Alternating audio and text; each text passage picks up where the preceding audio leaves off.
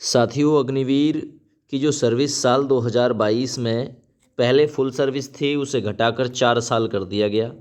इसके दुष्परिणाम ये निकल के आए हैं कि सेना में जाने के लिए जो बच्चा है वो तैयार नहीं है, क्योंकि उसे सेना में अपना जो भविष्य है वो सुरक्षित नज़र नहीं आता। इसलिए सेना में सेलेक्ट होने के बाद बच्चे सेना को ज्वाइन न करके अपने भविष्य के लिए और जो अवसर हैं उन्हें तलाश रहे हैं।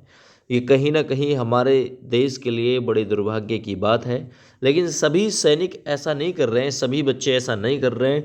तो देखिए, मैं अपनी इस वीडियो के माध्यम से एक संदेश देना चाहता हूँ कि अगर आप लोगों को देश सेवा का अवसर मिल रहा है, भले ही नौकरी 4 साल की है, पर आप इस सर्विस को ज़रूर दीजिए, क्योंकि ये देश सेवा का अवसर है और ये कुछ चुनिंदा कैंडिडेट को, कुछ चुनिंदा लोगों को ही देश सेवा का जो अवसर है वो प्राप्त होता है।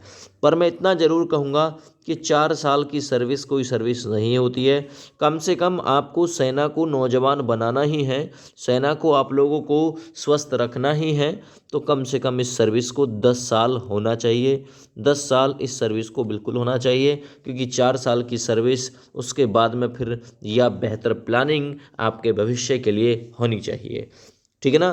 25% जो परमानेंट बोला है, कम से कम इसे 75% परमानेंट किया जाए, 25% को सर्विस से आउट कर दिया जाए उनके रिकॉर्ड को देखते हुए। या फिर मैं यही कहूँगा कि सभी को 10 साल की सर्विस कराइए और 10 साल की सर्विस के बाद में, है ना, घर वापस भेज दो। 10 साल की सर्विस में इतना अच्छा जो पैसा है वो मिल जाएगा, ठीक है ना, फिर पेंशन बन जाएगी, एक लाइफ जो है वो सरवाइव हो पाएगी। लेकिन 4 साल की नौकरी के बाद लाइफ कैसे सरवाइव होगी, कैसे चल पाएगी, है ना। इस पर भी नेता लोगों को इस पर भी विचार करना जरूरी है, या फिर इनके लिए एक बेहतर भविष्य का निर्माण भी जरूरी है जो अग्निवीर की सर्विस के लिए जा रहा है।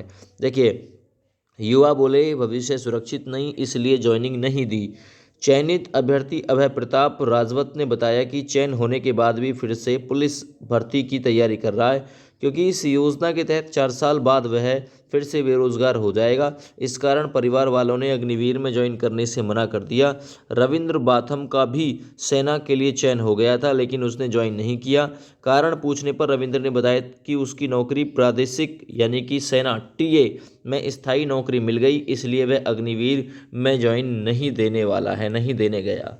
तो देखिए, अग्निवीर से लोग जो है वो मुंह छुपा कर निकल रहे हैं। आपको पता होगा, पहले जब अग्निवीर की तैयारी करते थे गांव से, तो कम से कम एक ही गांव से अगर मैं लगाता हूं तो 100 लोग करते थे। आज 10, 20, 50 लोग भी अग्निवीर की तैयारी नहीं करते।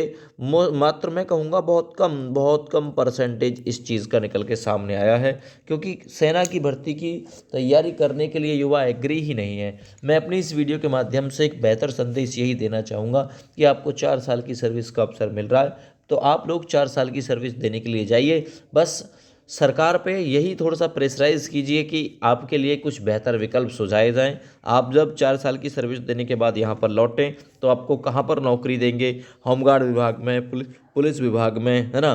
केवल आरक्षण देने से ही काम नहीं चल जाएगा कि भाई इतने % की छूट, क्योंकि 4 साल की सर्विस देने के बाद आप फिर पढ़ने में आपका मन नहीं लगेगा, ठीक है ना।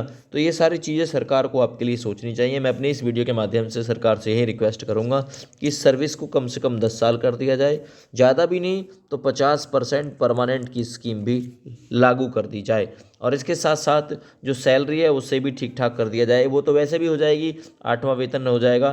तो यही अपनी इस वीडियो के माध्यम से मैं एक संदेश आपके बीच में देना चाहूँगा।